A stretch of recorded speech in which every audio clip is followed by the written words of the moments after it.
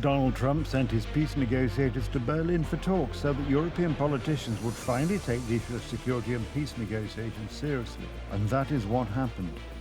I think the Americans, who are the mediators, will now propose further steps. I would like America to continue mediating for peace. The Americans propose to achieve peace in stages. We're getting closer. We're having tremendous support from European leaders. They want to get it ended also. And at this moment, Russia wants to get it ended. The problem is they'll want to get it ended and then all of a sudden... The agreements in Berlin are a moderate step forward in what is still a long and complicated process. In general, the various meetings, talks and agreements of the last few weeks are really the result of pressure from the United States. The first step has been taken in Berlin. Europe is finally beginning to understand that it is time to take some responsibility for what is happening in the region in order to prevent further Russian escalation. Progress is made possible thanks to the alignment between Ukraine, Europe and the United States. So we will continue working closely with President Zelensky and President Trump to achieve what we all want. An important issue is the powerful security guarantees offered to Ukraine by Donald Trump's envoys, comparable to those offered to NATO member states. This is an important diplomatic signal to both Kiev and Moscow. For some, it is support, for others a warning. Na tym szczycie europejskie państwa ustaliły to, co...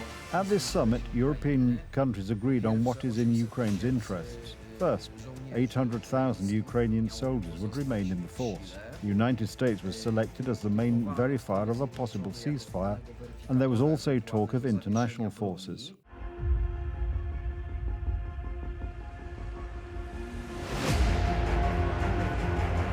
Paris and Berlin, who were slow to help Ukraine when Russia invaded in 2022, are now at least officially declaring that they want to help in the peace process.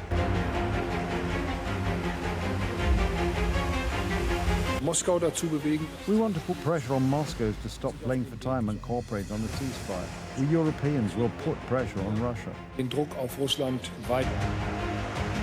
For Ukraine, exhausted by the struggle for sovereignty, especially for civilians bombed every day, European unity and American support offer hope that peace is achievable, even if it is only a slim chance, as the Kremlin has already rejected the Berlin Agreement. Given the rumours coming from the Kremlin, which are by no means reassuring, one may have doubts as to whether this peace plan can succeed. But the Finnish authorities warn against trusting the Kremlin. The Finnish Prime Minister believes that Russia will not give up its imperial ambitions, that even their troops at NATO's borders must be taken into account. The Finnish president advises that Allied cooperation should be strengthened now. For Europe and European security, because it touches upon issues linked to the EU and to NATO. And then thirdly, it's also key, and we should not... Because Russia only understands the language of force, and it continues to speak that language on the Ukrainian front.